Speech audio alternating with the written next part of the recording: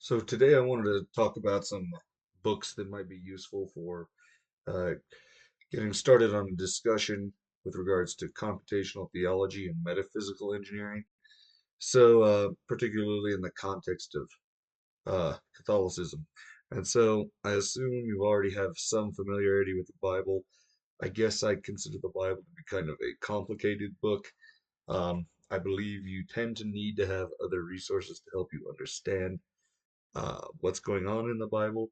And so some of these books I'll recommend kind of support that idea.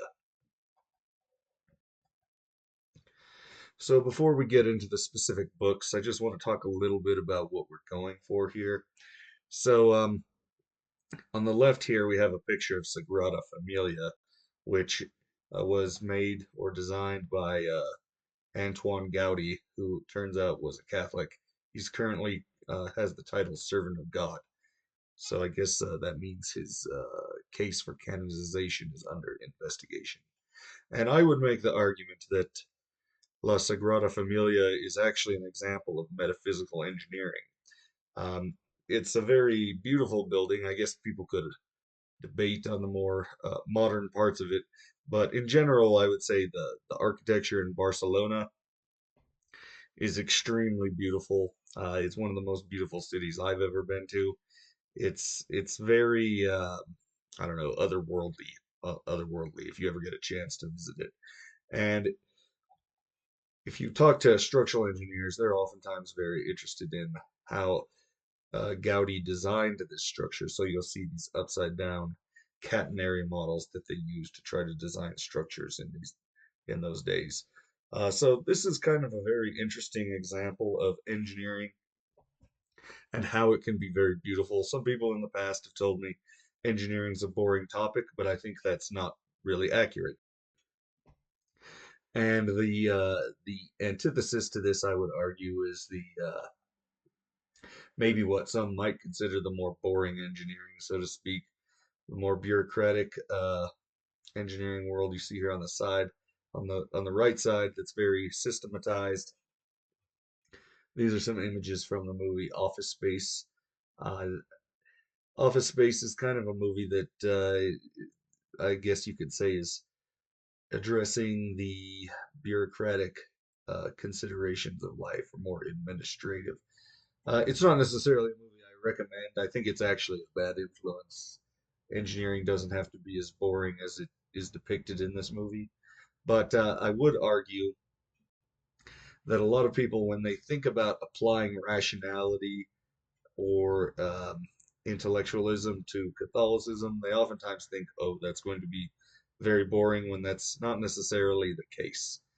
And so I tend to think we want to keep this view on the left, the Antoine Gaudi view, in mind as we move forward here. I would also make the argument. I would argue that the struggle between authenticity, which perhaps is represented on the left, versus bureaucracy, represented on the right, is one of the fundamental struggles of humanity, or conflicts that humanity has to address. I would argue, even if you look at Jesus and his conflicts with the Pharisees were a very bureaucratic group of people, from what I can tell. And it appears that what they were really concerned with was kind of a bureaucratic application of the law, where Jesus cared about more the reason law existed, or maybe the underlying reason behind the law, versus a bureaucracy that kind of goes out of control, a voluntarism or nominalism, where you've kind of lost sight of reality. Whereas the left side of this is kind of more the authentic reality of things.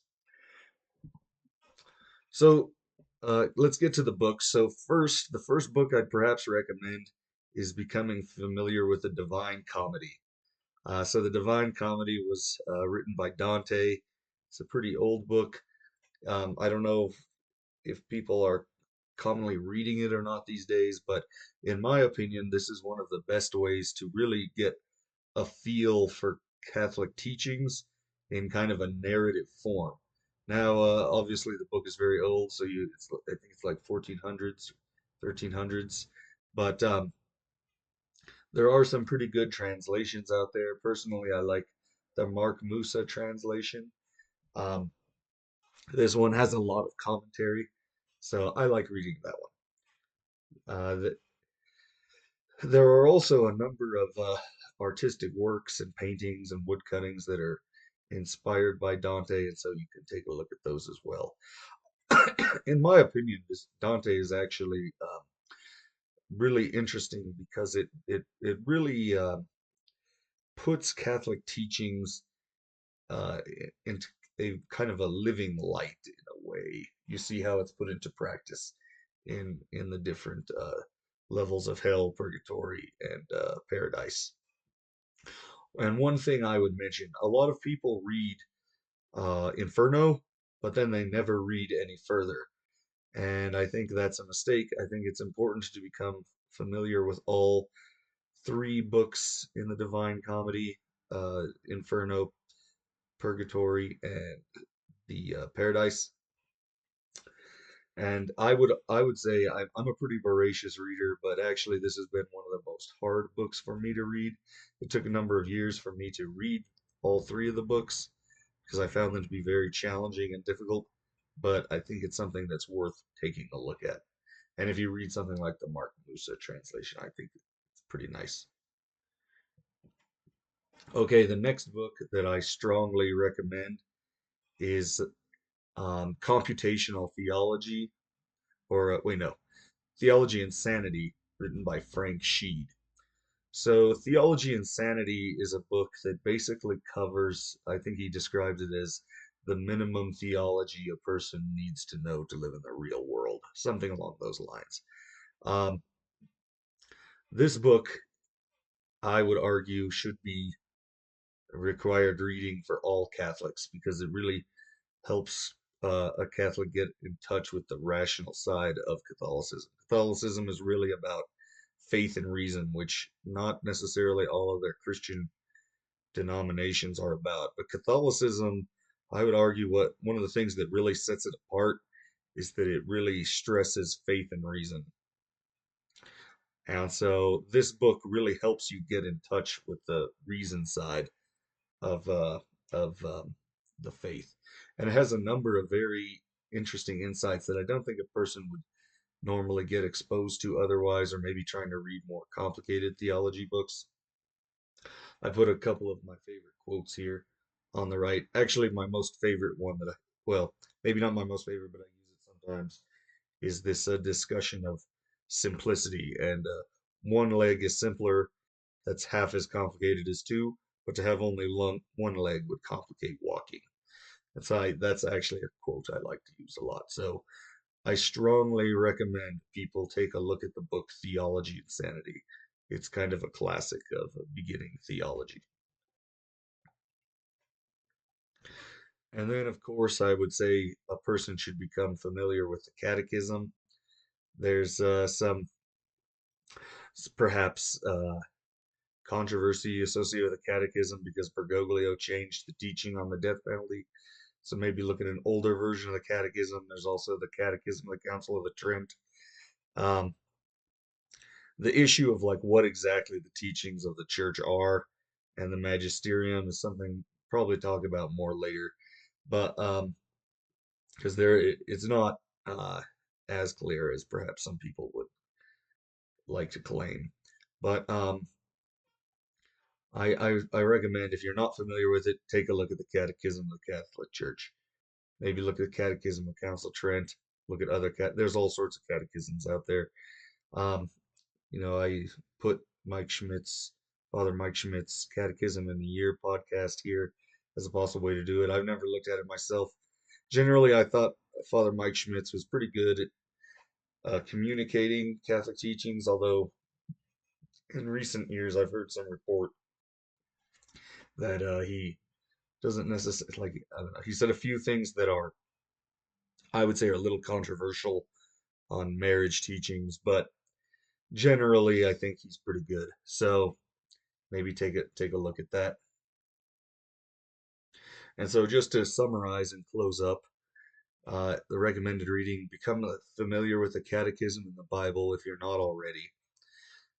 Take a look at Theology and Sanity by F.J. Sheed and The Divine Comedy by Dante. And I want to stress, don't read just Inferno. That's what everybody does. You really also want to read Purgatorio and Paradiso. And there's a really great article I'd like to recommend uh, here, written by Robert Baird on it's called Paradise Lost. Why doesn't anyone read Dante's Paradiso? It's a really good article. I recommend taking a look at that. And take a look at Mark Musa's translation. That's my personal favorite. And the art Gustave Doré woodcuts are worth checking out. So here's a good one from Paradiso. And maybe as a bonus, I might also recommend take a look at Dark Night of the Soul by St. John of the Cross. So I want to stress one of the things that I think is important about the concept of the computational theology and metaphysical engineering is that we're trying to go beyond what people normally think about uh, with regards to spirituality and things of that nature. So the concept of a dark night of the soul is it has a pop psychology understanding. It's sort of like a depression or transformation type of situation, but that's really not, I would argue, what Dark Night of the Soul is about.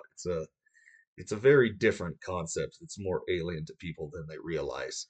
And so we want to move beyond what types of I guess you could say our normal thought patterns to more of the Christian thinking. And so maybe take a look at Dark Night of the Soul and some of St. John of the Cross's other writings. So with that, thank you very much, and I'll talk to you later.